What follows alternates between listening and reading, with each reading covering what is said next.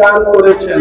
এজন্য সকলেই বলিষ্ঠ কণ্ঠে উচ্চ আওয়াজে আল্লাহর দেওয়া জবান দিয়ে তারই শিখানো বাক্য দ্বারা শুকরিয়া জ্ঞাপন করি, সকলেই বলি আলহামদুলিল্লাহ। সূরাতুল ইব্রাহিম আয়াত নাম্বার 7 আল্লাহ বলেন, লাইন শাকারতুম লাযীদান্নাকুম,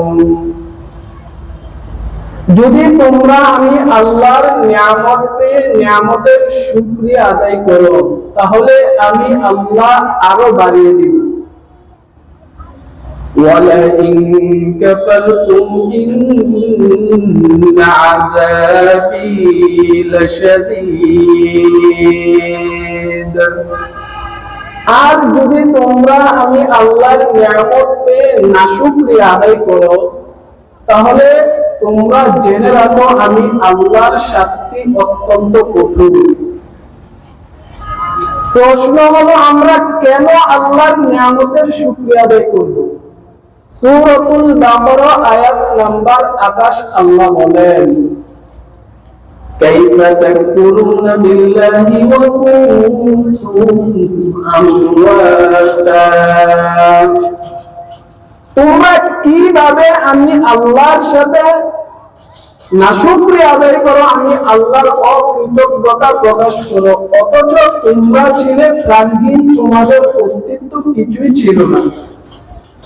فأحياكم ثم يميتكم ثم يحييكم, অতঃপর রব্বুল আলামিন আমাদেরকে দয়া করে জীবন দান করলেন, আবার পুনরায় আমাদের মৃত্যু ঘটাবেন, শেষ পর্যন্ত আবার আমাদেরকে পুনরুদ্ধিত করবেন এবং তার দিকেই তোমাদেরকে ফিরে যেতে হবে। এবার জানার বিষয় হলো, এত নাজ নিয়ামত আল্লাহ আমাদেরকে দিয়েছেন, শুধু আমাদেরকে দুনিয়াতে পাঠিয়েই ছেড়ে দেন নাই। সূরাতুন নাহল আয়াত নাম্বার 11 আল্লাহ বলেন, ওয়া ইন তাউতু নি'মাতাল্লাহি লা তুহসুহা, রব্বুল আলামিন বলেন, আমি আল্লাহ তোমাদেরকে এত নিয়ামত দান করলাম, আমি আল্লাহর নিয়ামতগুলো যদি তোমরা গণনা শুরু করো গণনা করে শেষ করতে পারবে না। এই আয়াতের পরের অংশে আল্লাহ বলেন, ইন্নাল্লাহা লাগফুরুর রহিম, নিশ্চয় আল্লাহ অতি ক্ষমাশীল এবং দয়ালু। রব্বুল আলামিন এই আয়াতের শেষ অংশে আয়াতের অংশটা কেন আনলেন? মুফাসসিরিন ইকরাম বিভিন্ন ব্যাখ্যায় লিখে বলে, আল্লাহ তাআলা আমাদেরকে তো নিয়ামত দান করলেন, যে নিয়ামতগুলো গণনা করে আমরা শেষ করতে পারবো না। রব্বুল আলামিন বলেন, এত নিয়ামত আমি আল্লাহ তোমাদেরকে দান করলাম, এই যে নিয়ামত তোমরা গণনা করে শেষ করতে পারবে না, যদিও তোমরা সামান্য নিয়ামতের শুকরিয়া আদায় করো তাহলে আমি আল্লাহ এই যে এত নিয়ামত দান করলাম, এই নিয়ামতের না শুকরিয়া না করে যদি সামান্য নিয়ামতের শুকরিয়া আদায় করো আমি আল্লাহ তোমাদেরকে ক্ষমা করে দিব। রব্বুল আলামিন আমাদেরকে দুনিয়াতে পাঠাইলেন, প্রশ্ন হলো সৃষ্টি করলেন, আবার এত নিয়ামত দান করলেন, তবে কেন আমাদেরকে পাঠাইলেন? রব্বুল আলামিন সূরাতুজ যারিয়াতের 56 নম্বর আয়াতে জানিয়ে দেন, ওয়া মা খালাকতুল জিন্না ওয়াল ইনসা ইল্লা লিয়াবুদুন, আমি মানুষ এবং জিন এই উভয় দলকে শুধুমাত্র আমি আল্লাহর ইবাদত করার জন্য পাঠিয়েছি। আমরা রব্বুল আলামিনের ইবাদত করব। এই যে দুনিয়াতে আমাদেরকে পাঠাইলেন, বিভিন্ন সমস্যার সম্মুখীন আমরা হই, এই সমস্যাটা রব্বুল আলামিন আমাদেরকে দান করেন, পরীক্ষা নেন, এই কথাটাও রব্বুল আলামিন সূরাতুল বাকারার 155 নম্বর আয়াতে জানিয়ে দেন।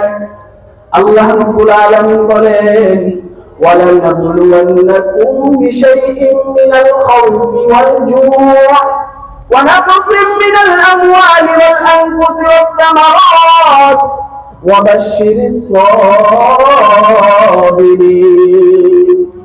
রব্বুল আলামিন বলেন, আমি আল্লাহ অবশ্যই তোমাদেরকে পরীক্ষা দিব।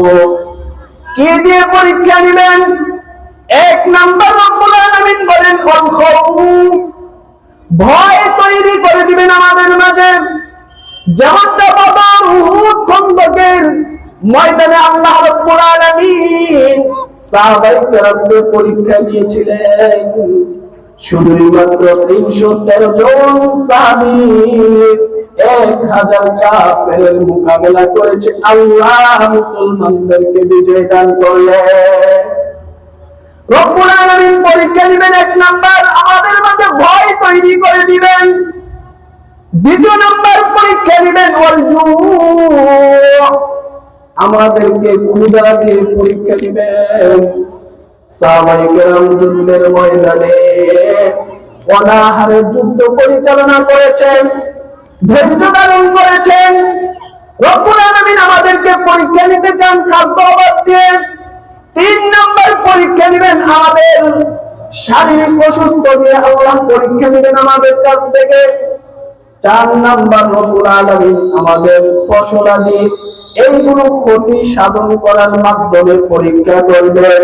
রব্বুল আলামিন জানিয়ে দেন, এই যে পরীক্ষাগুলো আমি আল্লাহ নিব, এই পরীক্ষায় যারা উত্তীর্ণ হবে নবী আপনি তাদেরকে জানায় দেন, তাদেরকে আপনি জান্নাতের সুসংবাদ দিয়ে দেন। দুনিয়াতে আসলাম, এই যে বিভিন্ন মুসিবতের সম্মুখীন হলো।